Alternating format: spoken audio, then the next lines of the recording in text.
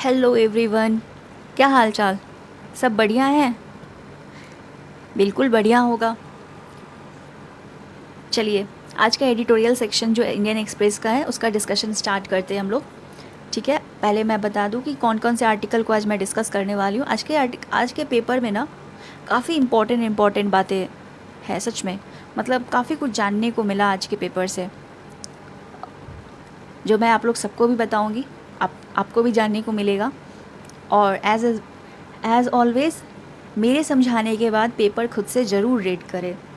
Okay, देखिए काफ़ी सारे आर्टिकल्स हैं। सबसे पहले देखिए एक्सप्लेन पेज पे आज तो काफ़ी इंपॉर्टेंट आर्टिकल्स थे।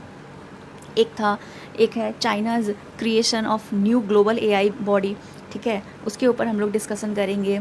उसके बाद फिर लो अर्थ ऑर्बिट, अभी प्राइवेट स्पेस सेक्टर का एक स्काई रूट जो कंपनी है, इंडियन प्राइवेट स्पेस सेक्टर का एक इंडियन स्काई रूट कंपनी है। ठीक है, उन्होंने अपनी पहली सैटेलाइट, जो कि इंडिया की पहली प्राइवेटली लॉन्च्ड सैटेलाइट है विक्रम 1, उसे लॉन्च किया, जो कि लो अर्थ ऑर्बिट में जाकर प्लेस हुई है। And that has made India very proud and placed India as a third position after USA and China in the launch of satellite by the private sector. Okay, so ये है। फिर उसके बाद as usual US Iran war is still continuing and there are huge implication on India, so we are going to study that also in this article, US Iran trade little strikes again.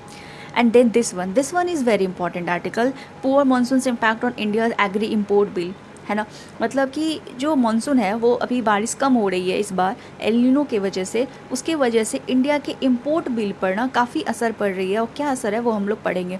फिर यहाँ पर कि domestic reserves India को क्यों चाहिए, why domestic reserves are not enough to fuel India's nuclear ambition. है ना, उसके बाद सेमीकॉन 2.0 जो इंडिया अभी हमारे प्राइम मिनिस्टर, हमारे गवर्नमेंट ने लॉन्च की है, एक सेमीकॉन 2.0। तो उसमें और क्या क्या, मतलब उससे हमें क्या बेनिफिट होगा उसके बारे में हम लोग पढ़ेंगे।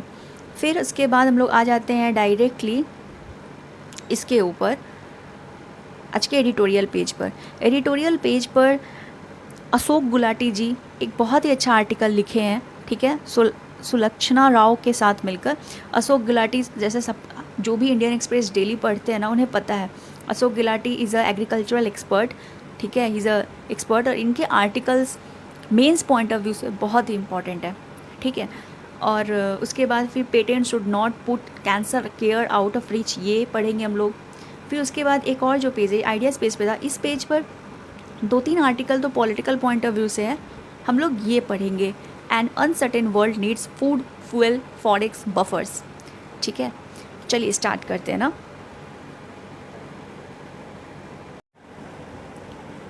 सो गाइस, पहली आर्टिकल हम लोग ये डिस्कस करेंगे। ठीक है, India once dominated textile trade, it needs institutions to make a mark again.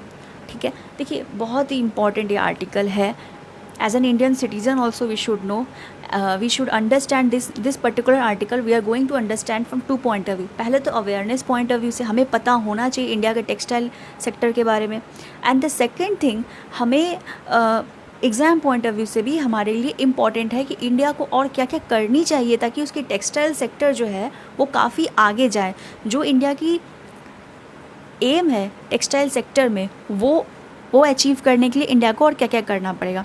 तो सबसे पहले तो ऑथर जो है ये पहला पैराग्राफ में ये स्टार्ट कर रहे हैं कि इंडियन सिविलाइजेशन जो है प्रोफाउंडली, पहले इंडियन सिविलाइजेशन जो है उसको शेप करने में शायद ही कोई ऐसी इंडस्ट्री होगी जितना ज़्यादा टेक्सटाइल ने शेप किया इंडिया को। ये हम सबको पता है राइट, कि इंडियन टेक्सटाइल एक समय पे दुनिया की सबसे ज़्यादा डिमांडेड टेक्सटाइल हुआ करती थी।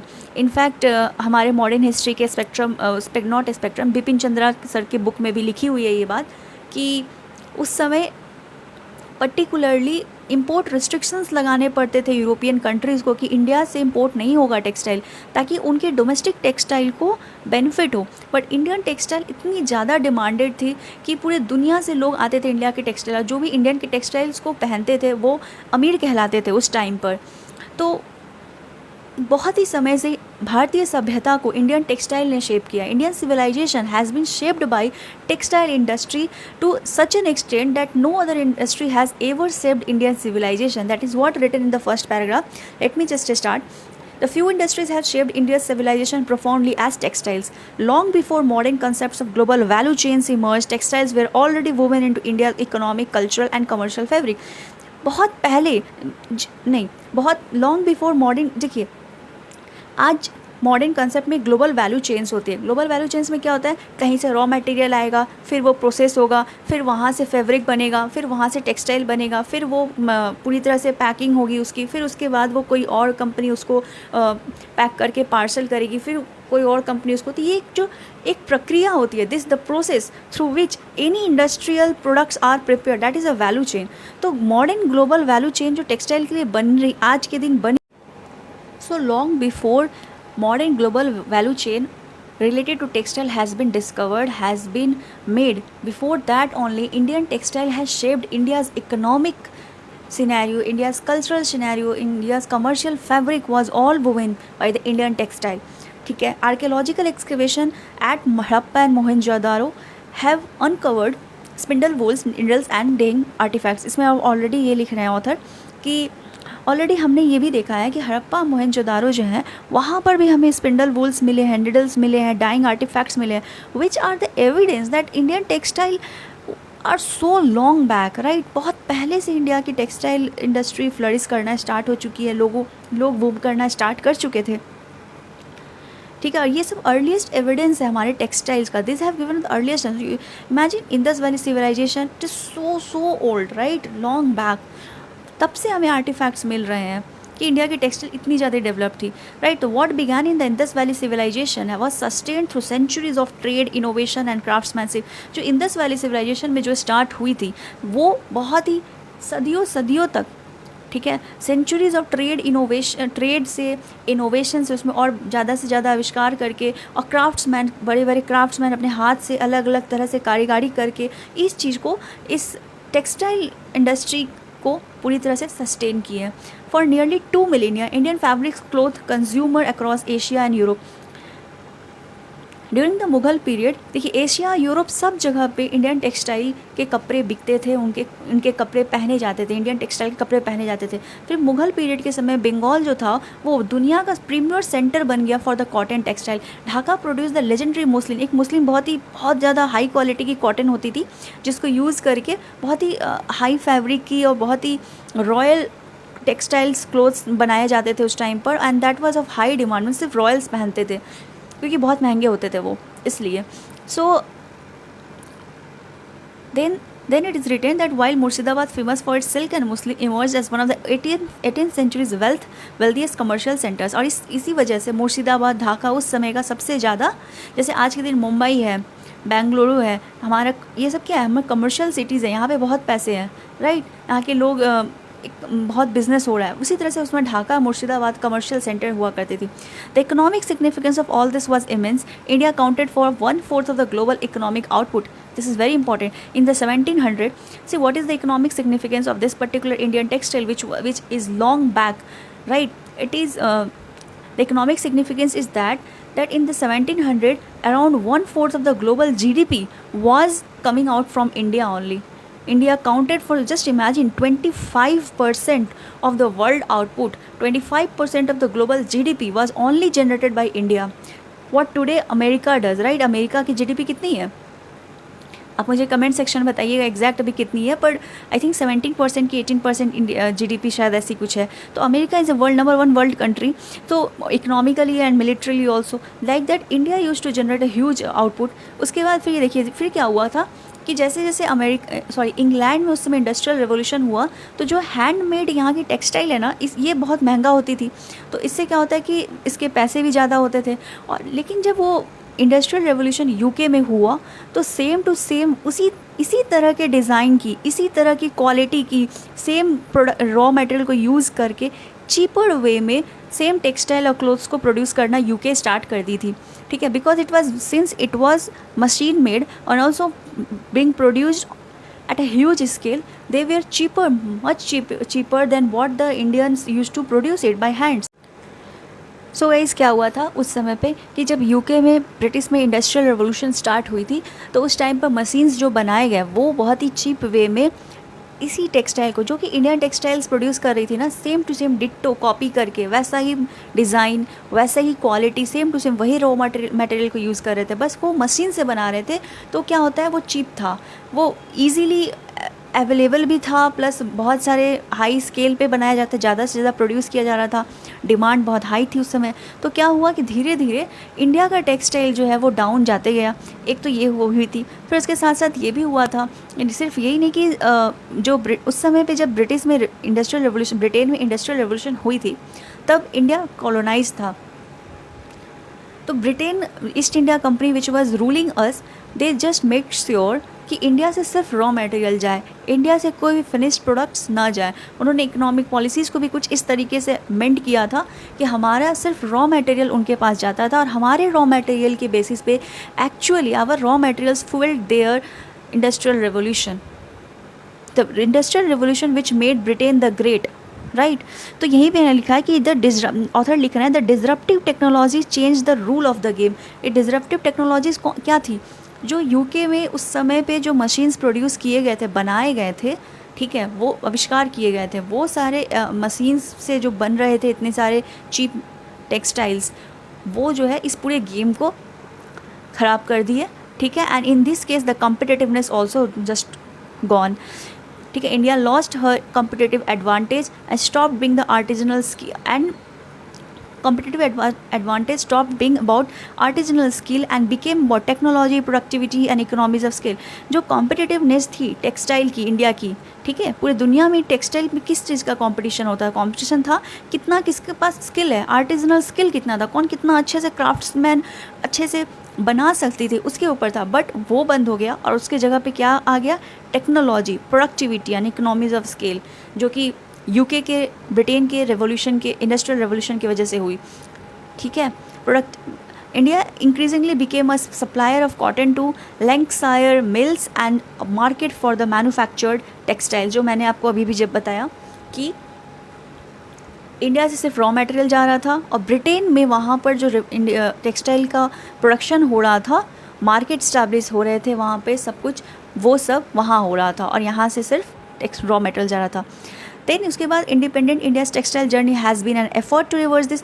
जैसे हमारी आज़ादी हुई, ठीक है, टेक्सटाइल जर्नी में ये की कोशिश की गई कि ये जो पूरा चेंज हो गया, हमारा इंडियन टेक्सटाइल नीचे चला गया, इसे हम रिवर्स करने की कोशिश किए, ठीक है। India today possesses a fully integrated textile value chain. आज हमारे पास पूरा एकदम टेक्सटाइल वैल्यू चेन है, मतलब रॉ मटेरियल प्रोड्यूस करने से लेके फिनिश्ड प्रोडक्ट बनाने तक का सारा वैल्यू चेन हमारे पास है, from cotton to spinning, weaving, processing, garment, manufacturing, exports, everything. But the key catch is also very important thing about this textile sector, it's a labor intensive sector, so it generates a huge employment, right? This data is very important, guys, very important. The employment intensity of this sector is very high, ठीक है। Apparel alone generates 153 jobs for every 1 crore of investment, जबकि automobile में अगर 1 करोड़ की investment होती है तो 27 job create होती है, और स्टील में 14 जॉब सिर्फ क्रिएट होती है। तो टेक्सटाइल एक लेबर इंटेंसिव जॉब है, अगर इसमें ज़्यादा से ज़्यादा इन्वेस्टमेंट होगी तो ज़्यादा से ज़्यादा एम्प्लॉयमेंट क्रिएट होगा। Yet it's share of the global apparel exports has stagnated around 3% for over 2 decades, even as Bangladesh rose from 2.2% to 9%।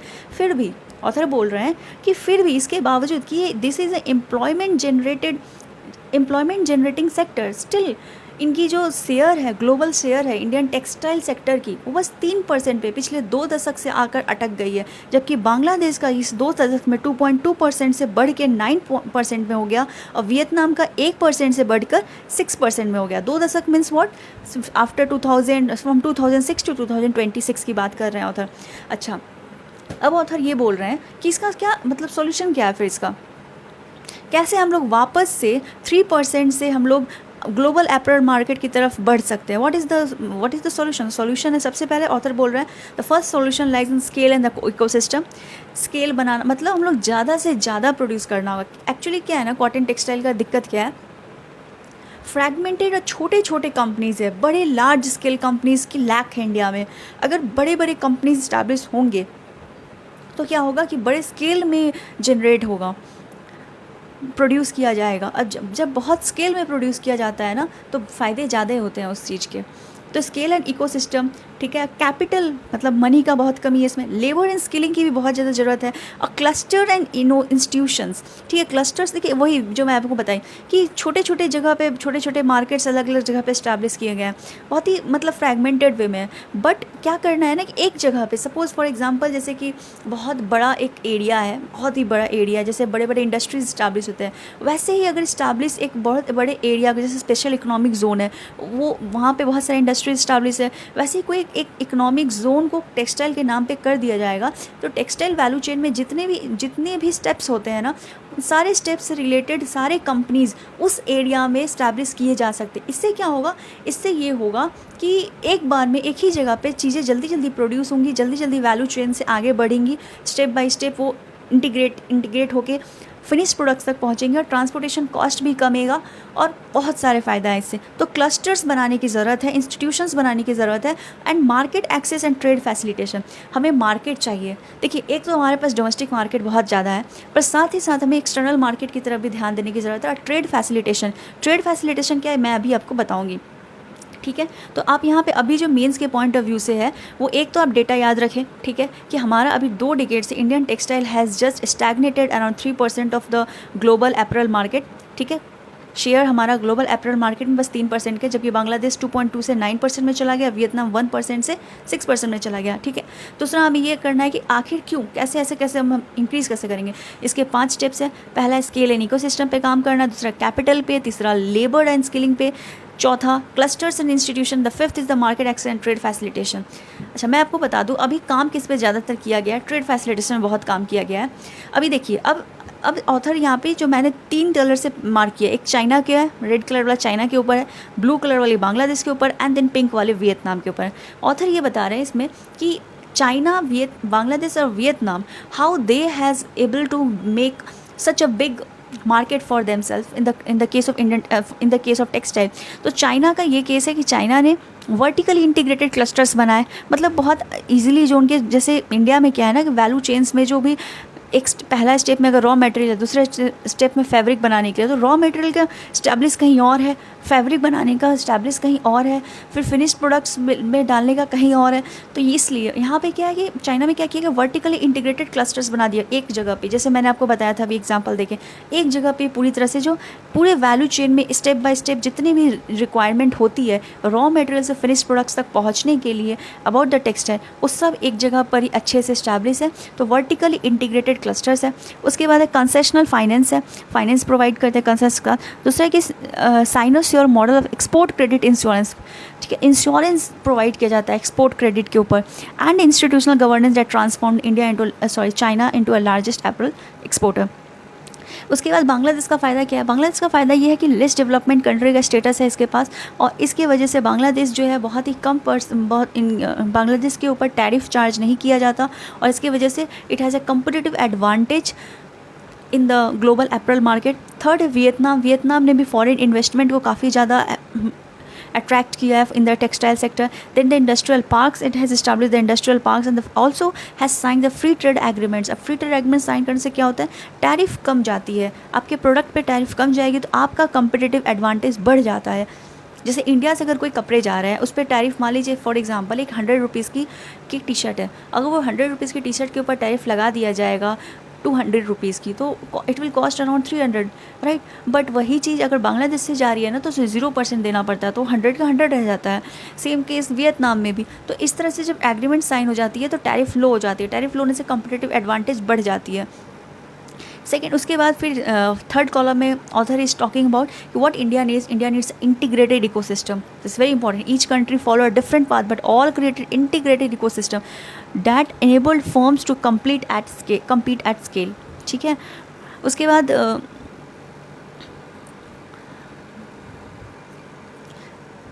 अब देखिए इंडियन गवर्नमेंट ने एक टारगेट सेट किया है। इंडियन गवर्नमेंट की एम्बिशन है कि वो 2030 तक 100 billion of textile and apparel को एक्सपोर्ट करे, ठीक है, $100 बिलियन का टेक्सटाइल एप्रल एक्सपोर्ट करे बाय 2030। और इसके लिए इंडिया को कुछ अपने फंडामेंटल्स पे काम करने पड़ेंगे ताकि to increase its competitive across the entire value chain. The first thing क्या करना पड़ेगा इंडिया को, the first is the scale and the ecosystem development करना पड़ेगा।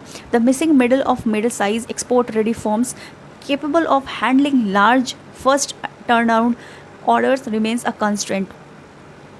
देखिए, जैसा मैं आपको बताई थी कि जो टेक्सटाइल सेक्टर के जो अलग अलग कंपनीज़ हैं ना, वो बहुत ही क्लस्टर्ड वे में अलग अलग जगह पर इस्टेब्लिश्ड हैं, ठीक है। इसलिए क्या करना पड़ेगा, एक्सपोर्ट एक फर्म को प्रिपेयर करना पड़ेगा कि वो स्टार्ट से एंड पूरी तरह से इन वैल्यू चेन में इंटीग्रेट होकर प्रॉपर वे में एक्सपोर्ट मटेरियल को बना सके, ठीक है। तो एक स्केल और इकोसिस्टम डेवलप करना होगा।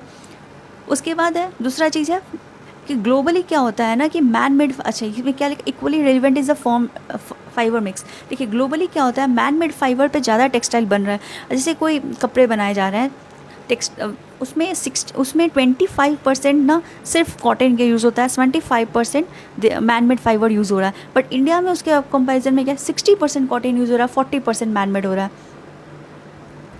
No sorry, sorry, I have just a minute. See देखिए ग्लोबली क्या हो रहा है ना कि cotton to non cotton globally, हाँ 25% कॉटन है, 75% नॉन कॉटन। इंडिया में कॉटन 60% और 40% नॉन कॉटन का यूज़ हो रहा है, ठीक है। अब उसके बाद रिसेंट रैशनलाइजेशन ऑफ इन्वर्टेड, अभी रिसेंटली इन्वर्टेड ड्यूटी स्ट्रक्चर की वजह से भी काफ़ी ज़्यादा इश्यूज़ हो गई थी। उसके सेकंड चीज़ इंडिया को जो करना पड़ेगा, कैपिटल पे काम करना पड़ेगा। उसके बाद इंडिया को फ्री ट्रेड एग्रीमेंट्स, काफ़ी सारे ट्रेड एग्रीमेंट साइन करने पड़ेंगे, जो कि इंडिया ने अभी रिसेंटली किया भी है, यूके के साथ साइन किया है, ताकि हमारा टेक्सटाइल सेक्टर के लिए हम पे यूके ने टैरिफ्स कम कर दिए हैं, हटा दिए हैं, ऑलमोस्ट हटा दिए हैं। तो इस वजह से हमारा जो टेक्सटाइल्स है वो कम्पिटिटिव होने वाला है वापस से। उसके बाद ऑथर इस पैराग्राफ में बोल रहे हैं कि क्यों ना आप जो फैक्ट्रीज इस्टेब्लिश कर रहे हैं ना, वो क्यों ना आप ऐसे जगह पे जाके इस्टेब्लिश करें जहाँ पे लेबर ऑलरेडी अवेलेबल है। Author is telling that this particular sector is a labor intensive, and these labors are mostly the migrated ones from Bihar, Odisha and Jharkhand. Then what happens during the festival time, they went back to their hometown. So in this particular time काम रुक जाती है। तो when the production of goods and services stops, it just hampers the economic productivity and the benefit arising out of the sector. तो इसलिए क्यों ना आप उसी जगह पे स्टैब्लिश करें, क्यों ना आप बिहार में स्टैब्लिश करें। और ऑथर ने एग्जांपल भी दिया कि पर्ल ग्लोबल्स मुजफ्फरपुर यूनिट जो है बिहार में, वो एक अच्छा स्टेप है। इससे क्या होगा, इससे ये होगा कि सिर्फ मेल, क्या होता है बहुत जगह केसेस में कि फ़ीमेल्स नहीं आ पाती हैं दूर तक काम करने के लिए, मेल्स आते हैं। तो अगर आप वहीं पे इस्टेब्लिश किए तो एक तो फीमेल का भी लेबर पार्टिसिपेंट बढ़ जाएगा, दूसरा माइग्रेशन कॉस्ट कम जाएगा। और इससे क्या होगा कि लेबर सरप्लस स्टेट्स बिहार को भी अपने मैन्युफैक्चरिंग लेड ग्रोथ में सरप्लस मिलेगा, काफ़ी बेनिफिट मिलेगा। किसी भी जगह पर जब मैन्युफैक्चरिंग लेड इंडस्ट्री की इस्टेब्लिशमेंट होती है तो वो स्टेट काफ़ी इकोनॉमिकली अच्छा करता है। It's a very high requirement for India to establish manufacturing industries in different states. Right now also आज की बात है, कल की बात है, बंगाल में वर्ल्ड की सबसे लार्जेस्ट कर्ड मैन्युफैक्चरिंग इंडस्ट्री की इस्टेब्लिशमेंट की नींव रखी गई है। And since I am from West Bengal only, so I am very happy for this thing. तो एक कहीं पे भी अगर मैन्युफैक्चरिंग यूनिट की इस्टेब्लिशमेंट होती है ना गाइस, तो वहाँ पे बहुत जॉब्स जनरेट होते हैं। प्लस उसके साथ साथ इसका सोशल इम्पैक्ट भी काफ़ी ज़्यादा होता है। लोगों की जो रिजिडिटी माइंडसेट है ना, रिजिड माइंडसेट, वो वहाँ से बाहर निकलते हैं। मतलब रिजिड माइंडसेट मतलब caste led mindset, region led mindset, इन सब चीज़ों से वो बाहर निकलते हैं। And there is a economic led growth, ठीक है, ग्रोथ के ऊपर बहुत ज़्यादा ध्यान जाता है और मॉडर्नाइजेशंस भी बहुत हाई होते हैं। तो इस वजह से मतलब I am very happy for that particular manufacturing unit which has been established in West Bengal. Let's see how it works out, but right now this is the case. Let's come back. अब यहाँ पे फिर यूके सेटा के बारे में लिखा हुआ है कि वही जो मैं आपको बताई कि अभी यूके के साथ फ्री ट्रेड एग्रीमेंट साइन हुआ है, तो इंडिया को एक टैरिफ पैरिटी मिली है। टैरिफ पैरिटी का मतलब क्या हो गया, बांग्लादेश, जिसे मैं बताई अभी कि बांग्लादेश वो सी 100 रुपीज़ को 100 रुपीज़ में ही बेच रहा है उस टी शर्ट को, बट इंडिया को 200 एक्स्ट्रा चार्ज कर दिया जाता था, 300 में बेचना पड़ता था। पर अब इंडिया भी 100 पे बेचेगा, तो क्या हो गया, टैरिफ पैरिटी हो गया। कि मतलब ये हो गया कि जितना टैरिफ बांग्लादेश पे लग रहा है उतना ही टैरिफ अब इंडिया पे भी लगेगा, बस उतना ही। मतलब टैरिफ अगर बांग्लादेश पे 0 है तो इंडिया पे भी 0, लाइक दैट, ठीक है। इंडिया को टैरिफ पैरिटी अचीव हुई है फ्री ट्रेड एग्रीमेंट से। उसके बाद author has talked about the PM Mitra scheme. इसमें ये हुआ है कि सरकार ने काफ़ी सारे पीएम मित्रा स्कीम के तहत एक पर्टिकुलर बहुत बड़ा रीजन को एलोकेट किया टेक्सटाइल सेक्टर के डेवलपमेंट के लिए। तो उसके बारे में एक्सप्लेन किया ऑथर ने, और ऑथर ने ये बोल रहे हैं ये कि ठीक है, ये तो बहुत अच्छी बात है, बट इसके इम्प्लीमेंटेशन पे ध्यान दिया जाए ताकि एक्सपोर्ट प्रमोशन हो। और फिर लास्ट में ऑथर कंक्लूड कर रहे हैं कि history tells us that India once cloth the world through craftsmanship. इतिहास हमें ये बताती है कि इंडिया एक बार पूरे दुनिया को कपड़ा पहनाता था अपने हाथों के कारीगरिता से। The future will depend on whether it can stitch together an ecosystem where firms, finance institutions and supply chains move with the speed, scale and predictability that global value chains demand. अब हमारा future है वो completely अब इस पर depend करता है कि क्या हम वैसा इकोसिस्टम वापस से बना पाएंगे कि नहीं, जहाँ पे सारा वैल्यू चेन्स एक साथ इंटीग्रेटेड हो, ठीक है, रॉ मटेरियल से लेकर एक्सपोर्ट लेड फिनिश्ड प्रोडक्ट्स तक हम बना सके। ऐसा ecosystem, are we going to establish that ecosystem or not? Okay, so the summary of this article is what, guys? Summary of this article is India used to clothe the world at particular time. Indian civilization has been profoundly been flourished by the Indian textile sector. But now today India's share in the global apparel market is only 3%, and what we need an integrated ecosystem approach where there is a scale, where there is a capital, where there is labor and skilling also given, market access and the trade facilitation. All those things should be taken care so that we make a great textile ecosystem. Also, textile sector, if we make a textile sector boom in our country, then what will happen? It will generate jobs. Okay, it will generate jobs, it will give huge economic output, and also it is about our cultural legacy, India's legacy also. जैसे हमें ये दिल पे भी लेना चाहिए कि एक बार अगर भारतीय सभ्यता में कभी ऐसा था कि ये सेक्टर जो है ये बहुत फ्लरिश कर रही थी और इसके वजह से भारत दुनिया का 1/4 GDP प्रोड्यूस कर रहा था, पर ये सेक्टर पर्टिकुलर कॉलोनियल गवर्नमेंट की वजह से जा चुका। तो we should take it to our heart that we should develop this particular sector and just take it like a revenge. I think so, मुझे ऐसा लगता है। So we should develop this Indian textile. That is what Ashok Gulati sir is also appealing the government, appealing everyone who are studying this article. Let's go to next article. देखिए अब इस अगले article में क्या लिखा है, patent should not put cancer care out of reach. इसका अभी मैं आपको क्रक्स बता देती हूँ। देखिए कैंसर का ट्रीटमेंट जो है ना वो काफ़ी ज़्यादा एक्सपेंसिव है, प्लस इंडिया के पास उतने मेडिकल्स अभी एसेंशियल मेडिकल्स भी नहीं है, और मेडिसिन नहीं है, और इंडिया को क्या काफ़ी एक्सपेंसिव मेडिसिन जो है बाहर से लाने पड़ते हैं। तो एक हमारे पास ना एक कंपल्सरी लाइसेंसिंग रेजिम है। मतलब ये हुआ कि इंडिया ना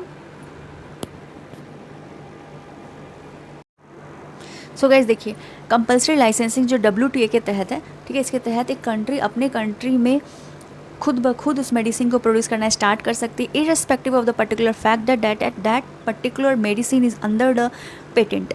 ठीक है, तब कर सकती है जब बहुत ही अर्जेंट बेसिस पर ज़रूरत पड़ता है, तब WTA अलाउ करती है इस चीज़ को करने में। तो हमने एक कंपल्सरी मेडिसिन के तहत एक कैंसर की दवा को प्रोड्यूस करना स्टार्ट कर दिया, और वो काफ़ी सस्ते दाम पे अवेलेबल है इंडिया में। But the issue is still so much, अभी बहुत सारे ऐसे दवा जो इंडिया में अवेलेबल नहीं है, उसके लिए काम करने चाहिए। प्लस और भी बहुत सारे इशूज़ है। I think this article is very easy, please go through it. ठीक है, इसमें ज़्यादा अभी और भी आर्टिकल्स है जो कि बहुत इंपॉर्टेंट है, मुझे एक्सप्लेन करना है, but please go through this article, it's very important also. इसमें WHO का डेटा दिया हुआ है, प्लस राज्यसभा के कमेटी का डेटा दिया हुआ है, जिसके तहत ये पता चल रहा है कि कैंसर की जो पेशेंट्स हैं वो काफ़ी बढ़ रहे हैं, not only in India, world everywhere. So it's very important to take care of this, और हमें ये पेटेंट जो हम लोग मेडिसिन के ऊपर लगा रखे हैं वो हटाना चाहिए। इसमें ऑथर जो है वो खुद एक कैंसर से क्रॉस कर रही हैं, तो उन्होंने ये भी लिखा है कि काफ़ी इश्यूज़ होती हैं, सिर्फ ऐसा नहीं कि मेडिसिन अवेलेबल नहीं है, बस और भी बहुत सारे क्रॉनिकल इश्यूज़ हैं, लाइक कि डॉक्टर के साथ अपॉइंटमेंट लेना है, जबकि इतना ज़्यादा इम्पॉर्टेंट ये इशू होता है तो इजीली अवेलेबल होना चाहिए। तो वो सब चीज़ें नहीं हैं इसके ऊपर। इससे उनका राइट टू हेल्थ, लोगों की राइट टू हेल्थ जा रही है, जो कि एक कॉन्स्टिट्यूशनल प्रिंसिपल है, ये लिखा हुआ है। ठीक, चलिए अभी आगे के आर्टिकल में आते हैं।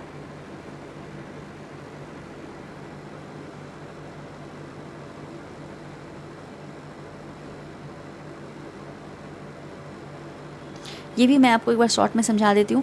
गाइस देखिए अभी रिसेंटली क्या हुआ है कि India has signed uranium deal with Australia. ठीक है, actually it was signed way back in 2008 only, नहीं सॉरी 2014 ओनली, बट अभी तक वो उसका फैसिलिटेशन नहीं हुआ था। मतलब अभी तक ऑस्ट्रेलिया यूरेनियम भेजना स्टार्ट नहीं किया था, just because of administrative issues. Right now this administrative issues has been given a clearance and now Australia will send uranium to India.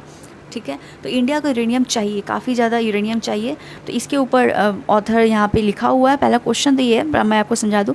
Long term uranium supply deal with Australia marking the first major outcome of Indian Australian civil nuclear cooperation agreement sign nearly 12 years ago. ठीक है, उसके बाद फिर हमने already इस साल we have signed a deal with Canada and Kazakhstan also, they are also going to start exporting uranium to India.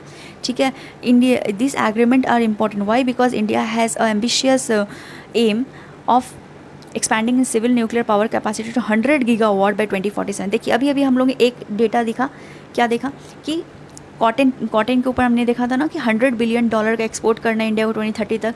Remember that. Second, nuclear power में India को क्या करना है, 100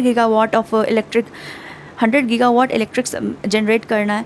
ठीक है, बाय 2047।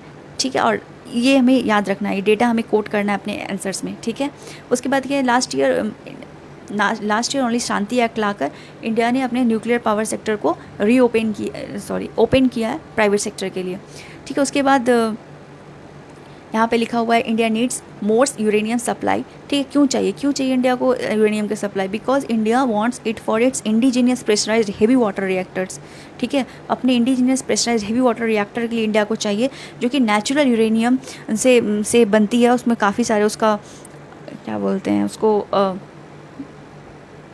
एनरिचमेंट के थ्रू जाना पड़ता है। ठीक है, uranium natural uranium goes through many iteration of enrichment. After that it will be used as a fuel for the pressurized heavy water reactor.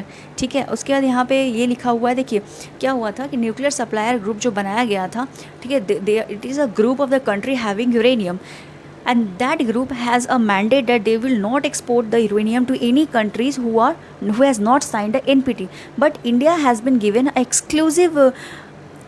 exclusive treatment out of that, as exclusive waiver has been allocated to India, and India is allowed to have the uranium export from the countries who are in the part of nuclear supplier group. So India जो है अभी India की 2 ऐसे power plant हैं जहाँ पे वो imported uranium को काफ़ी यूज़ करिए, एक तारापुर न्यूक्लियर पावर प्लांट और एक कुंदनकुलम न्यूक्लियर पावर प्लांट। ठीक है, तो इसमें बेसिकली यही था। उसके बाद मीट टारगेट जो है इंडिया का भाई 100 गीगावाट न्यूक्लियर कैपेसिटी 2047 तक उसके लिए चाहिए। न्यूक्लियर सप्लायर ग्रुप के वेवर के लिए मैं आपको बता दी। उसके बाद यहाँ पे इस पर्टिकुलर रेड लास्ट कॉलम जो है उसमें वही लिखा हुआ है कि इंडिया कनाडा से साइन किया डील, इंडिया ने कजाकिस्तान से साइन किया डील, और इंडिया रशिया से ऑलरेडी यूरेनियम ले रही है। फ्रांस भी इंडिया को यूरेनियम सप्लाई कर रहा है। अभी मैं डिटेल में आपको न्यूक्लियर के ऊपर भी कुछ दिन पहले आया था article, I think on the 15th of July I have explained it, can go through that. उसके बाद सेमीकॉन 2.0 जो है इसमें वापस से वही चीज़ बताया गया है कि अभी recently India has launch the second phase of Semicon mission, right. तो इसके तहत ये इंडिया के चिप मेकिंग फर्म्स के लिए गवर्नमेंट इज़ प्रोवाइडिंग इंसेंटिव्स। इससे क्या होगा, the chips will be available for the advance chips will be available for the development of advance chip जो है वो अभी आर्टिफिशियल इंटेलिजेंस जैसे technological.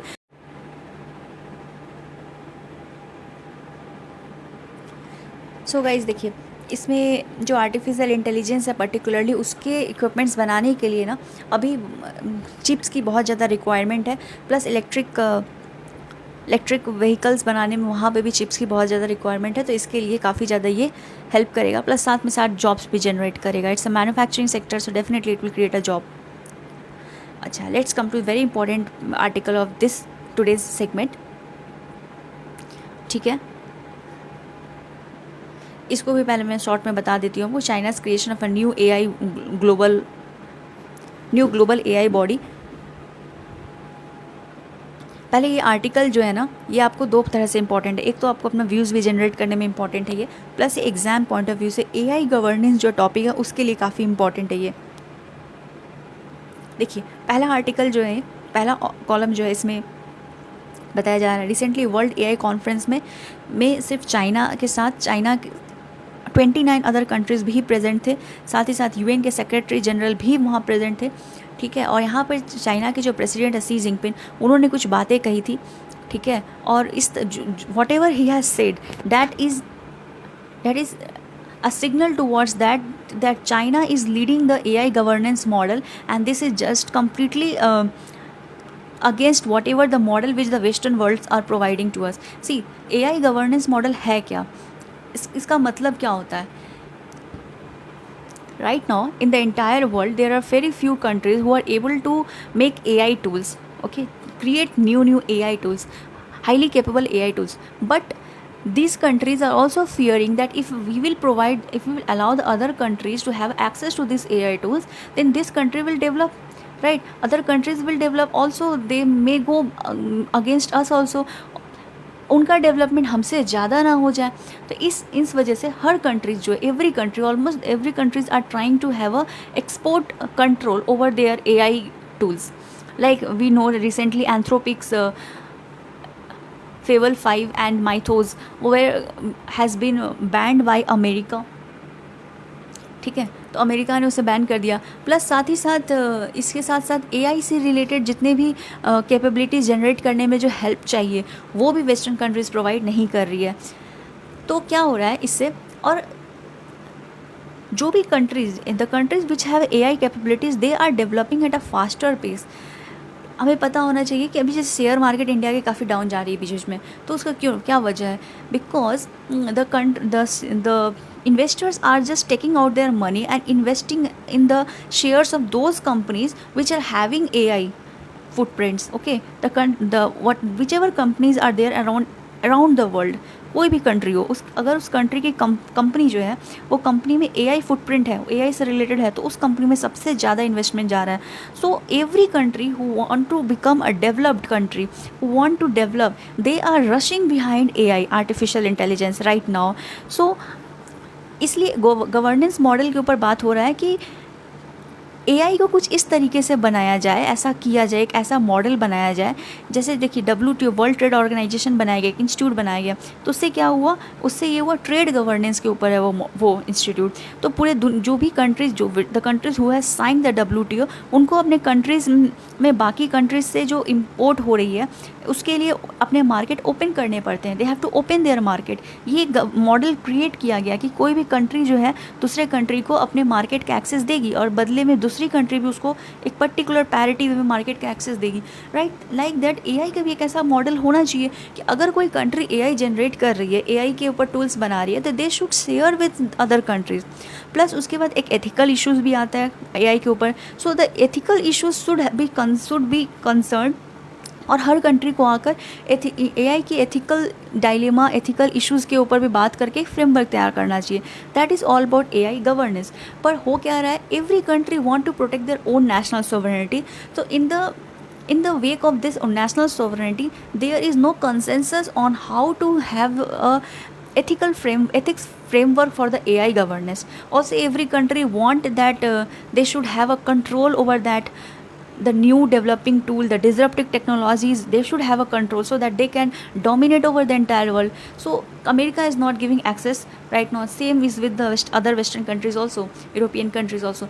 So in this particular scenario, what has happened, that China has made some AI tools, okay, and they are allowing the other countries to have the access to it in an equitable format, right. So China ने अभी जो conference रखी थी उसमें सी Jinping का ये बोलना था कि देखिए यहाँ पे दिख भी रहा है, in this context sees keynote speech on the opening day of the conference about the need to guard against the overstretching of national security concern is being widely quoted, ठीक है। इसके ऊपर देखिए क्या लिखा है, it is being projected as a more inclusive alternative to AI governance framework proposed by Western countries। देखिए सी Jinping ने अपने इस चाइना का जो AI गवर्नेंस मॉडल है ना, उसको वेस्टर्न कंट्रीज़ के ऑपोजिट में एक तरह से पेश किया है बाकी कंट्रीज़ के सामने, और ही want to tell that see this is more inclusive framework for, this is a more inclusive framework, right? Every countries are allowed access of the AI tool.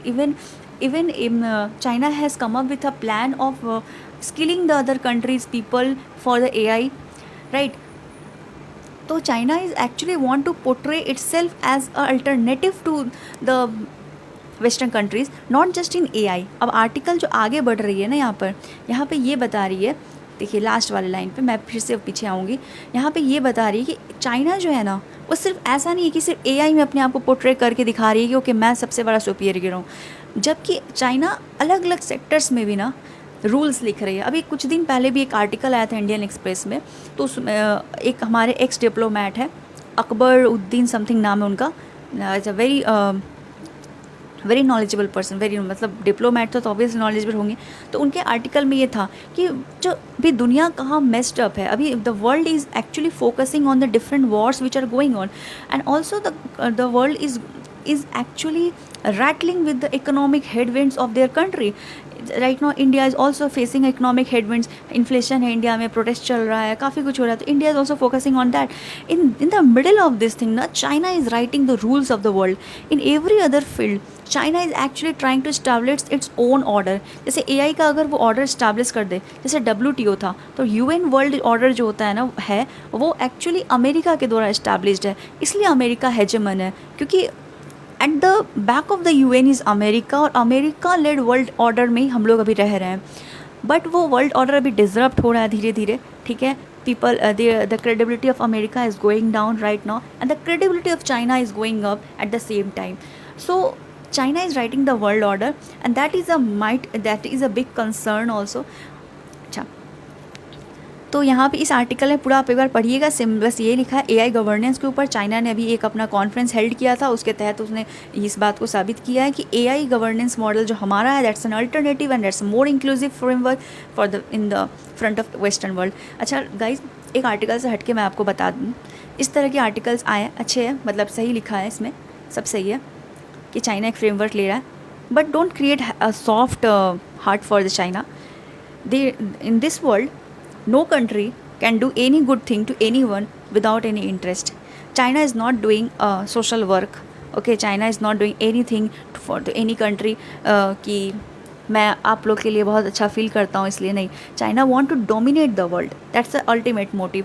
तो ये सब जो चाइना कर रहा है ना वो बहुत ही कॉशियस वे में कर रहा है। अगर चाइना इतना ही इतना ज़्यादा ही दरिया दिल का होता तो चाइना इलेक्ट्रिक व्हीकल के लिए जो हमें जो रॉ मटेरियल्स चाहिए होते हैं, रेयर अर्थ एलिमेंट्स चाहिए होते हैं, उस पर कितना ज़्यादा एक्सपोर्ट रेस्ट्रिक्शन लगा रखा है। चाइना लगातार इम्पोर्ट कर रहा है चीप प्रोडक्ट्स इंडिया को, और हमारे ट्रेड डेफिसिट बहुत बढ़ रहे हैं चाइना के साथ। बट चाइना हमें रेयर अर्थ एलिमेंट्स और क्रिटिकल मिनरल्स की सप्लाई, जिसके वजह से हमारी जिससे हमें इलेक्ट्रिक व्हीकल्स बनेंगे और बाकी सारे जो कि बहुत ही क्रिटिकल टेक्नोलॉजीज़ जैसे AI है, सेमीकंडक्टर सब बनेंगे, वो सारे एलिमेंट्स प्रोवाइड नहीं करता है चाइना। तो चाइना कोई भी लीडर कैसे बन सकता है? लीडर तभी बन सकता है जब आपके पीछे 20 लोग खड़े रहेंगे तब। वैसे एक सेम चीज़ कंट्री के बारे में, कोई कंट्री लीडर तभी बनेगा जब उस कंट्री को बैक करने वाली 20 कंट्री होगी। 20 कंट्री नहीं, अभी उससे ज़्यादा कंट्री चाहिए। सो इसलिए, और so China is China is showing a competition to India in the global south. India wants to become a leader of global south. India is a leader of global south. Okay, we are trying to make our footprint enlarge in the global south. But China is also trying to come in this front. ठीक है, China की जिसको बोलेंगे double standard, China world of multipolar world, ठीक है। उसे चाहिए कि दुनिया में, पूरी दुनिया का अगर पूरे ग्लोब की बात करें तो डिफरेंट पोल्स ऑफ पावर होने चाहिए। But in the case of Asia it wants a unipolar Asia, मतलब पूरे एशिया में वो एक ही पावर चाहिए, उसको खुद बनना है power, right. But we are Indians, India is a great civilisation, right. हम लोग काफ़ी कोशिश कर रहे हैं and we will become developed in a coming years. चलिए आगे बढ़ते हैं। उसके बाद race for low earth orbit, एक अभी जो मैंने आपको बताया था कि विक्रम 1 के लॉन्च के साथ साथ India has been placed at a 3rd position after USA and China to be a country whose private sector has launched a satellite in the low earth orbit, ठीक है। इसके स्ट्रैटेजिक इम्प्लीकेशंस बहुत हैं, बहुत ही इंपॉर्टेंट और promising start है ये, बट हमें अभी बहुत ज़्यादा काम करना है इसके ऊपर। इसके बारे में ये आर्टिकल है। अभी सबसे इम्पॉर्टेंट आर्टिकल है ना ये है, poor monsoon impact on India's agriculture import bill. देखिए 2 आर्टिकल बस बचे हैं गाइस, जस्ट हैव पेशेंस, थोड़ा सा बस और है। देखिए इसमें सबसे पहले पैराग्राफ में ऑथर जो हैं वो कोट कर रहे हैं कि इंडिया जो है अभी रिसेंटली वेजिटेबल ऑयल को इंपोर्ट की है, ठीक है, इतने मिलियन टन्स का, रॉ कॉटन को इंपोर्ट की है, और उसके बाद फिर पल्सेस को इंपोर्ट की है, काफ़ी सारे इंपोर्ट इंडिया ने अभी किया है, ठीक है। और अभी जो एल नीनो है, करंट फिस्कल ईयर जो है हमारा, वो एल नीनो की वजह से और भी ज़्यादा इंपोर्ट रिकॉर्ड्स हमारा बढ़ सकता है, ठीक है। उसके बाद ये बताया जाए कि जो इम्पैक्ट जो एल नीनो है उसके वजह से rainfall we are having a monsoon deficit, rainfall deficit in this monsoon because of this El Nino, right? But what is the effect, what is the impact of this which we are witnessing? The first of all, the impact which you are witnessing is the kharif sowing lag. See that there are the crops, the kharif crops, which are sown in the monsoon time period only, ठीक है, monsoon mid of the July तक उसे बो दिया जाता है, otherwise end of the July तक भी जाते हैं। But we are already facing a rainfall deficit on the crops which are being affected by this are pulses, mainly the pulse, उसमें अरहर, उड़द, फिर ऑयल सीड्स है जो कि soybean, ground nut, sesame, cotton, ये सब है। फिर rainfall has been weak and scattered, इसके बारे में बताया गया है, ठीक है। उसके बाद फिर ये बताया कि कॉटन के बारे में भी सेम चीज़ ही है, ठीक है। The same goes for cotton, where the sowing window in the main growing belts of central and southern India usually starts by the middle July, this can be extend till the month end if the monsoon is delayed or erratic. Month end तक cotton को हम लोग सो कर सकते हैं, ठीक है, और बट होनी भी तो चाहिए। जुलाई ऑलमोस्ट एंड होने को आ रहा है and we are witnessing a very low rainfall this time, right, because of the El Nino. Cotton does not need to much of rain, also cotton का डिमांड अभी बढ़ गया है, तो farmers want to shift to cotton from the rice and maize, okay. तो less rainfall would be a problem from the standard. अच्छा, इसके बाद ऑथर ये भी बता रहे हैं कि पिंक बॉल वॉर्म इन्फेस्टेशन जो कि कॉटन के ऊपर होता है, ठीक है, ये भी हमारे लिए एक इशू है। ये जो है ना, ये इसकी ग्रोथ कब होती है? इसकी ग्रोथ होती है लो रेनफॉल में। तो लो रेनफॉल की वजह से, एल नीनो की वजह से पिंक बॉल वर्म इन्फेस्टेशन भी हमारे लिए एक इशू है। उसके बाद एल नीनो वरीज के बारे लिखे हैं ऑथर, फिर लिख रहे हैं कि when the monsoon rainfall deficit is quite significant now, the worry is more from a strengthening El Nino in the months ahead. अब इसके बाद देखिए, already we are facing El Nino. El Nino means what? Means there is a low rainfall.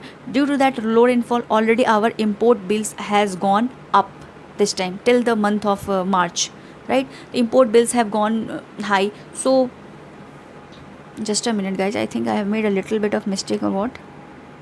Okay, sorry. See, I was right, till the month of March only, and that was in the financial year cycle of 2025 to 2026, which end on 31st of March, right? तो 31st of March तक हमारा import bill already high था, but due to El Nino, the author is predicting that this current fiscal year, which is ongoing, this will also will witness a high import bill because of El Nino. Okay.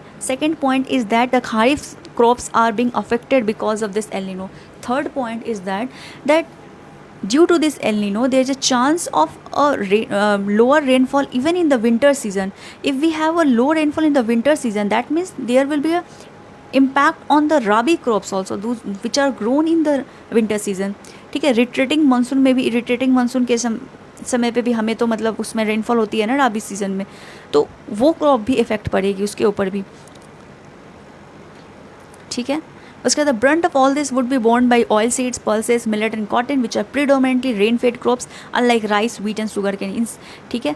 Rice, wheat, sugar cane के मुकाबले oil seeds, pulses, millets, cotton, ये सब बारिश के द्वारा ही मतलब इसका rain fade है ये, तो इस पर बहुत ज़्यादा इफेक्ट पड़ेगा।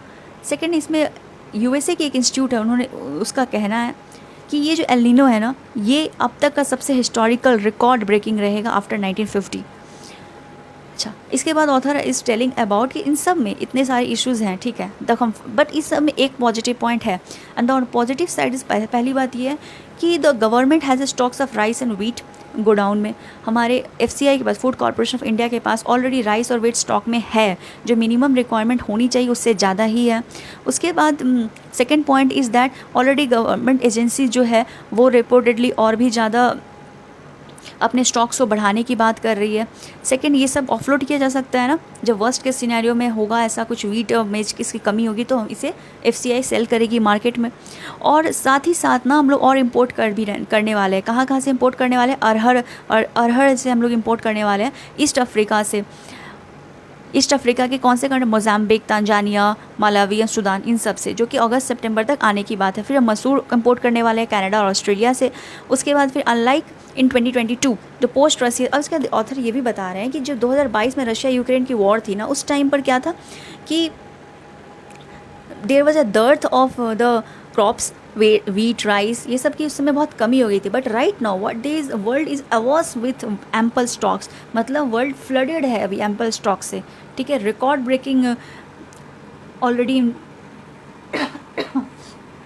सॉरी, तो रिकॉर्ड ग्रोथ हुआ है already. Global harvest of the wheat, rice, corn, sugar and even soybean, rapeseed, palm, ये सब का ऑलरेडी पूरे वर्ल्ड में ही एम्पल स्टॉक्स है, तो हमें चिंता करने की बात नहीं। एक तो हमारी FCI के पास है, दूसरा हम इंपोर्ट करने वाले ही हैं, ऑब्वियसली हमारे बिल ज़्यादा जाएंगे, ठीक है। उसके बाद फिर ऑलरेडी वर्ल्ड के पास भी एम्पल स्टॉक है ही, जो कि 2022 में नहीं था उस टाइम के रशिया यूक्रेन वॉर के समय।